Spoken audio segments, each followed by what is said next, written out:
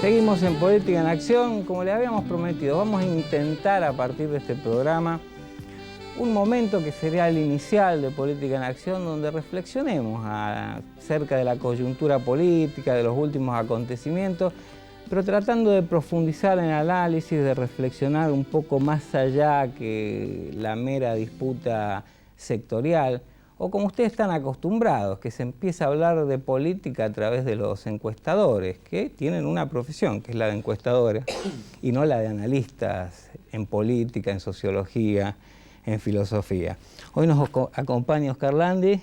¿Qué tal? Bienvenido. Gracias. Y bueno, la idea es un poco esta, y en el programa últimamente hemos intentado reflexionar acerca de esta suerte de distanciamiento que se está dando entre la gente común y la política. ¿Cómo lo podríamos encarar, Landi? Bueno, llama a la reflexión si pensamos en la democracia, digamos, ¿no es cierto? Porque ha habido otros tipos de distanciamientos. Efectivamente. Porque se supone que la democracia es el gobierno del pueblo, porque se supone que está construido a través de instituciones de representación popular, fundadas en el voto, y por lo tanto efectivamente llama la atención cierta fractura que muestra, digamos, un pueblo desconfiado, basado más bien en la sospecha sobre la palabra política, con una sensación de lejanía respecto a las decisiones, y muchas veces políticos que sospechan del pueblo, que también se sienten ellos lejanos, son como dos jugadores desencontrados, ¿no? Ahora, esto yo creo que en la Argentina combina un fenómeno general de nuestras sociedades, del mundo occidental, y algunas variaciones nacionales bastante particulares, digamos. Universales porque, bueno, sabemos la globalización y sobre todo el papel central del juego financiero internacional, 24 horas con información en tiempo real, hace que la política o los gobiernos o los estados vean desde ese flanco también restringida su capacidad de operación o sus bagajes de recursos técnicos de políticas ante situaciones de hecho que los desbordan, qué sé yo. Hoy escuchaba una que parecería, en otra época hubiera sido un chiste, qué sé yo. La declaración de Mónica Lewinsky al fiscal Kerr en Estados Unidos sobre su supuesto encuentro intenso con el presidente Clinton ha hecho bajar bolsas. Entonces, otras bolsas. Te lo pongo como un ejemplo de hoy, digamos, quizá un poquito exagerado, pero exagerada es la realidad. Entonces, uno de los temas importantes de esta época, de este fin de siglo, es qué quedó de la política, cómo se redefinió la política, qué puede verosímilmente plantearse como acción transformadora, como intervención sobre la sociedad, cuáles son sus recursos, qué recursos tienen los políticos. Pero en la Argentina además se ha dado de una manera muy sui generis históricamente este trayecto y este aspecto de la democracia nuestra, que es, por un lado, una reciente democratización, vuelta a la Constitución, desde una situación de fragilidad, un país que no ha tenido una historia de partidos políticos enraizados en organizaciones sociales, salvo el peronismo en gran parte, pero era un movimiento en ese momento. Y que bueno, que heredó en el año 83 dos grandes bombas de tiempo, que era la cuestión militar y la cuestión del modelo económico, de la inflación, y que estallaron en el curso del primer gobierno constitucional, afectando la palabra política, afectando expectativas, desilusionando la escena pública, visible, transparente del acto y la palabra y el entusiasmo por la caída de la dictadura, fue cediendo paso a escenarios más ocultos o a operaciones que, digamos, no eran los de la escena de la consulta popular, ¿no?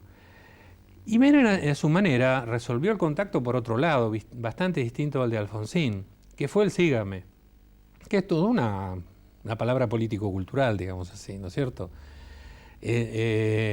Justamente no vino a intentar recrear la confiabilidad por el lado de abrir grandes consensos o generar un debate público o la argumentación como recurso de la política, sino vino exitosamente en esos años a ofrecer decisiones, a generar capacidad decisoria. Y por lo Es decir, tanto... acá quizás podemos, porque yo después le quería preguntar algunas búsquedas alternativas que parecen tan peligrosas como esa, ¿no? Sí. Es decir, sería una combinación del autoritarismo de los decretos de necesidad de urgencia, de los pactos, digamos, con un sector de la sociedad argentina y las decisiones contra viento y marea.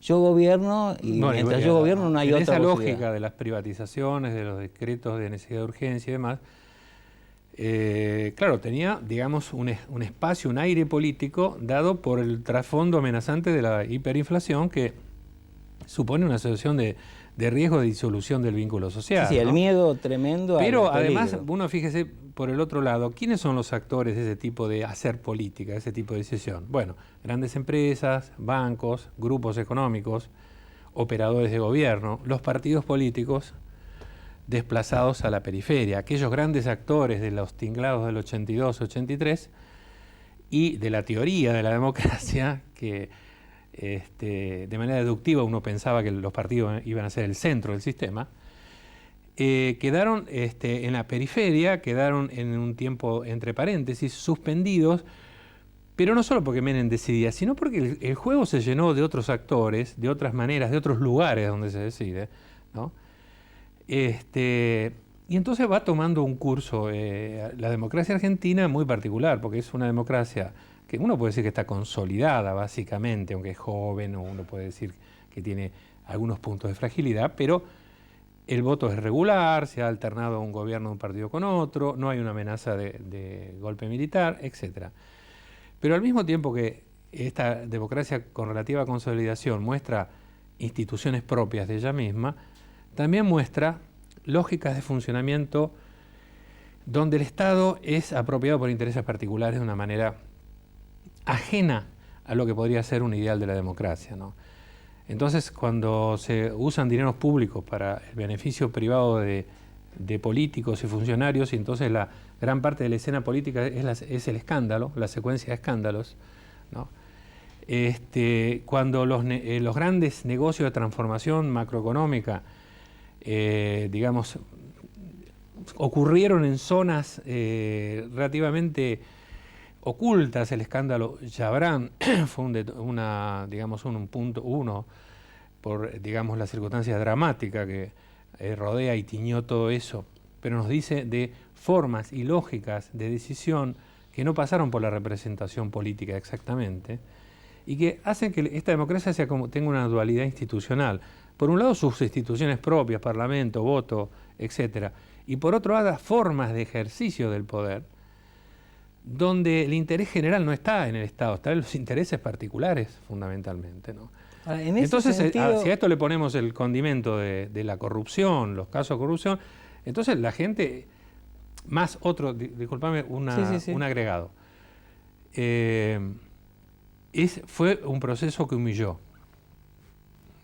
Ha humillado a los perdedores, a la gente que incluso tenía expectativas positivas y que las puede tener en cierto sentido, la insensibilidad social, la obscenidad de la exhibición de los bienes de los funcionarios, la lógica de la escena política como una secuencia de escándalos, el desamparo, la sensación de vulnerabilidad, aunque se tenga empleo, porque hay un problema de cultura profunda en la sociedad argentina, que es la cultura de la vulnerabilidad, la cultura de la inseguridad, pero la inseguridad no solo por la violencia.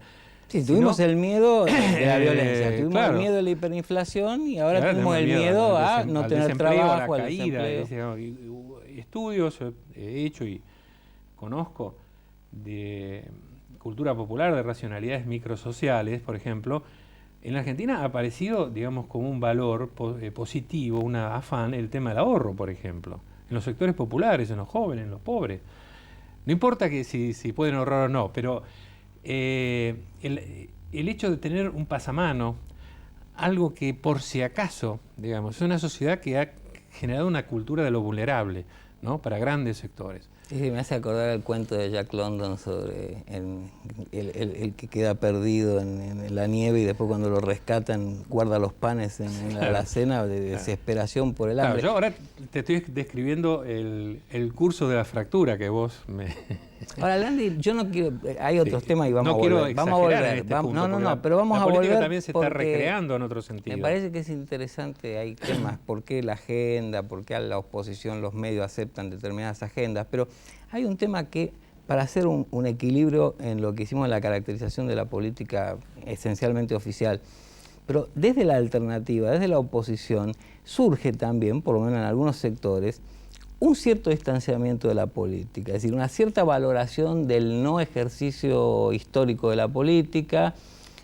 planteos como que efectivamente los temas específicos, técnicos y demás son de los técnicos, que digamos es una idea patrimonio del neoconservadorismo, no en todo caso de una posición alternativa, e incluso una idea que me parece más peligrosa aún, de que ya los medios han reemplazado a la militancia o a los que han sido simpatizantes o activos pertenecientes a los distintos partidos, y la relación entre la gente y los dirigentes solamente se da a través de los medios.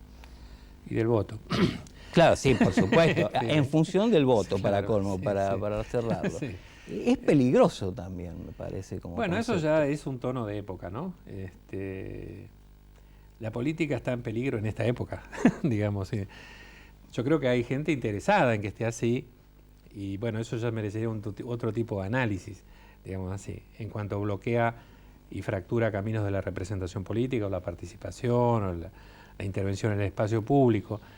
Pero también estamos viviendo situaciones de época, de democracia, no digo baja intensidad participativa, pero sí, con elementos de privatismo, fragmentación cultural, una oferta urbana de primer mundo o de ciertos sectores de la periferia, en el modelo de la góndola generalizada,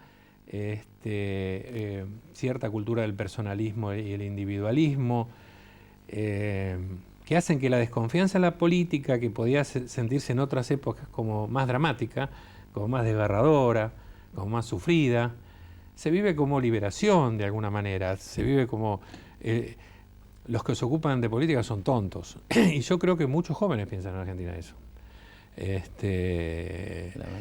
Lamentablemente. Y bueno, eso ya hace el capítulo yo creo, de las coordenadas culturales de esta época, cómo se hace el poder, cómo la política, como vos decías, se ha transformado, se ha generado una profesionalización de la política, que bueno, es lógico que sea así, pero que tienen otros efectos secundarios. Por ejemplo, los códigos corporativos de la clase política, donde se protegen entre sí, ¿no? Hoy se habla los códigos. ¿Qué son los códigos de la política? Cuando el senador Yoma habla de los códigos de la política, que eso no se dice, ¿no? ¿Cómo venís a un medio a decir eso? Lo conversamos entre nosotros. Aplica la misma jerga de los códigos futboleros, claro, en el sentido de lo que se dice en la cancha. El vestuario sería los despachos.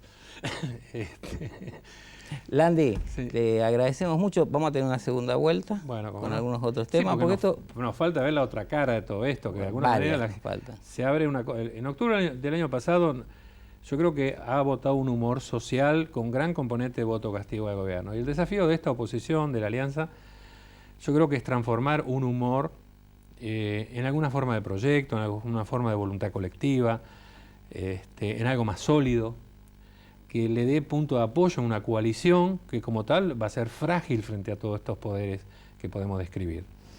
Bueno, el tema del bloque de poder o no, si es coalición, si es bloque de poder, bueno, vamos a seguir conversando. Bueno, claro. Nosotros enseguida volvemos con Juliá, con Olmos y el tema de las telefónicas, la famosa propiedad participante.